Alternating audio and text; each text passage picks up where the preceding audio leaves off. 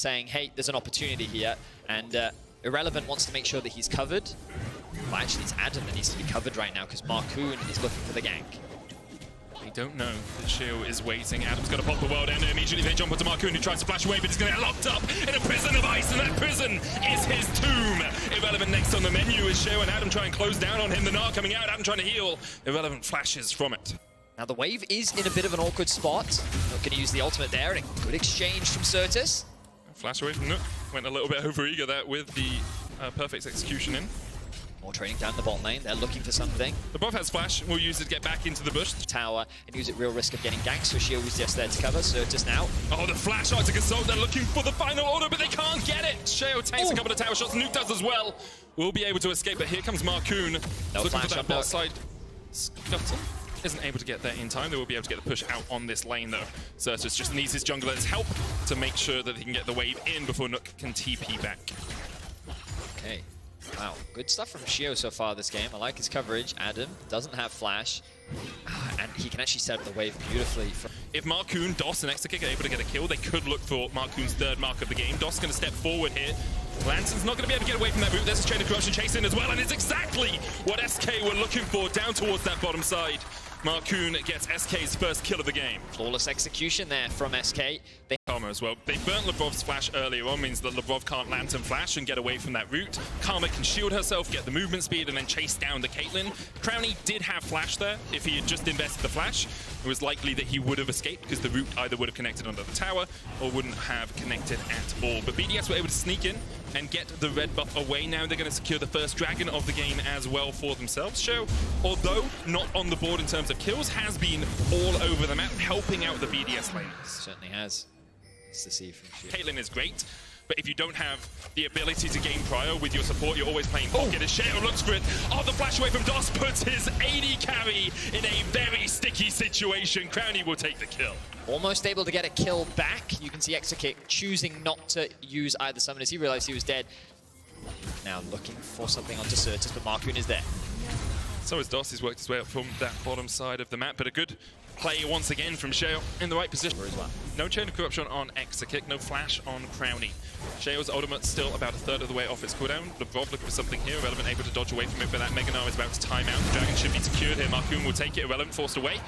Did burn the flash there to get away from the Infernal Chains, but overall SK get the objective and manage to get all 5 members out. Yeah, unfortunately for the tower, this gives them a little bit more control when contesting the next dragon. And overall, it just gives them a more solid foundation. They can send Irrelevant to the bot side of the map. No TP for now, but he can just keep catching those waves until the next dragon comes in. What I do like from BDS, though, is they sack it. They say, okay, we know Crownie's down towards that bottom side. He is getting gold. We're not going to contest what is very likely a 4v5. And they put down that Herald, perhaps a little bit slower than you would have liked to play, but they are going to be able to secure at least the first tower here.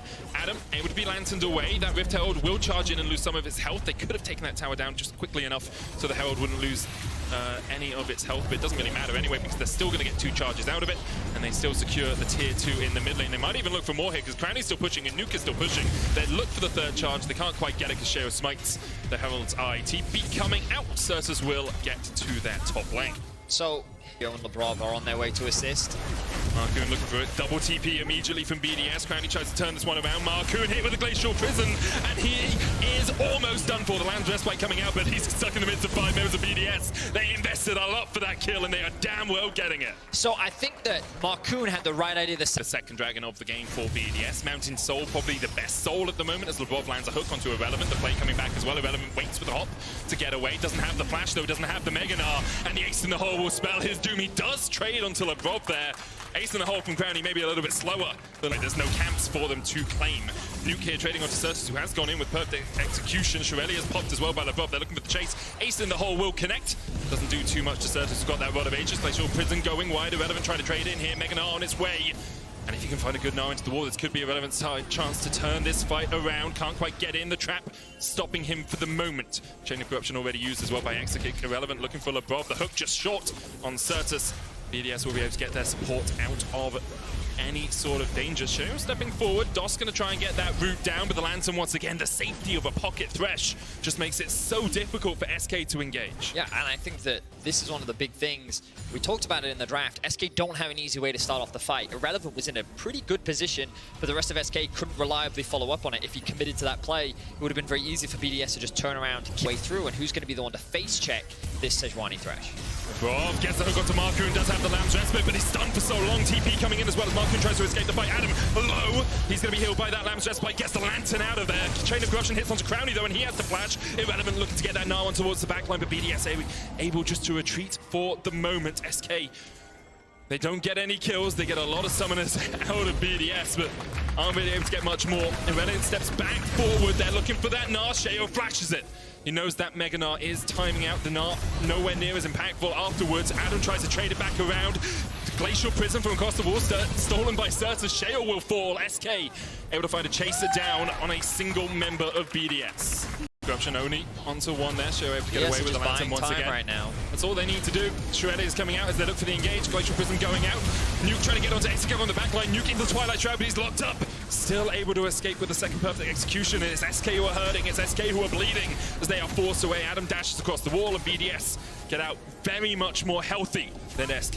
Nuke wasn't quite able to land the E, which meant that he couldn't secure that kill onto Exekick, instead choosing to use his perfect execution to get out of the fight. But BDS played that flawlessly. Incredibly patient. They waited for the minions to die both in bot and top lane.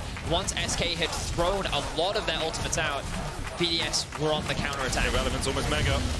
Dragon is secured. Irrelevant looking for that mega, but BDS able to retreat. And although the crowd chants fight, SK and BDS don't really want too much. Collapse here, 5v2, Adam and Nuke in a bit of a sticky situation.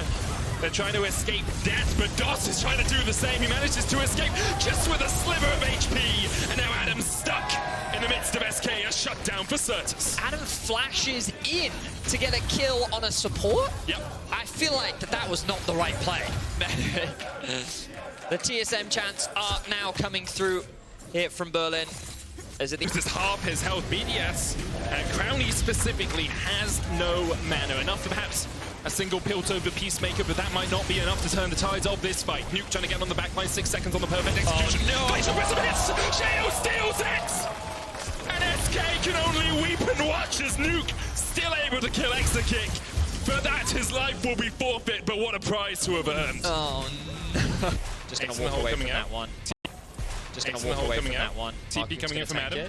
BDS going to look for the fight here. They know there's a bit of a split. And Exekick, no flash! Nowhere to go. Nuke takes him down. Marcoon next on the menu as he will jump across the wall with the flash. Irrelevant tries to get away, but he's knocked up with the Arctic Assault. Flashes across the wall, but the chase continues as Labrov funnels in on him. Now, Doss, Marcoon, and Certus, what can you do? Another hook from Labrov into the threshold. Certus trying to trade back onto him. The redemption not quite quick enough from Labrov. He will fall, but Marcoon is chased down by Adam and Sheo.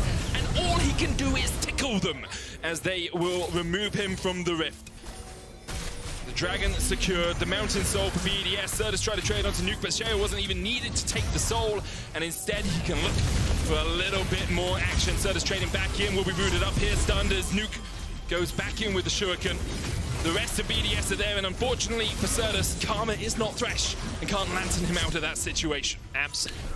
SK will probably feel they have to fight the Baron. Oh, yes. And BDS will be able to secure it. And actually, they might fight just before the Baron even starts. Share a little bit deep there. And look at how little damage he took. Adam onto the backline. Marcoon dead before he can even pop his ultimate.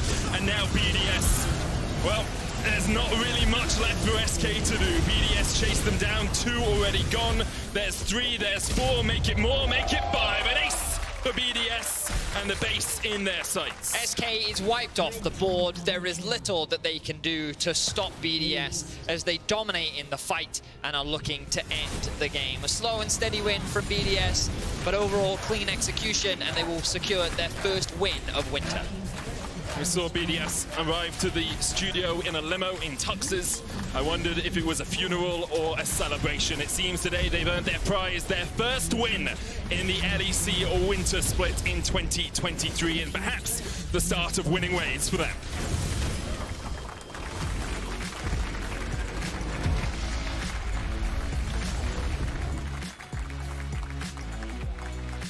A really important win as well.